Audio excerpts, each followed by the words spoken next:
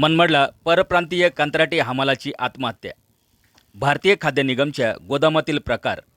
नाशिक जिल्ह्यातील मनमाडच्या भारतीय खाद्य निगममध्ये कंत्राटी पद्धतीने हमाली काम करणाऱ्या दिलखुश छेदी चौधरी या परप्रांतीय युवकाने गळफास घेऊन आत्महत्या केल्याने खळबळ उडाली आहे. भारतीय अन्न महामंडळाच्या खाद्य निगमच्या शेड नंबर 88च्या बाहेरील खिडकीला गळ्यात असलेल्या उपकरणाच्या सहाय्याने गळफास घेतला.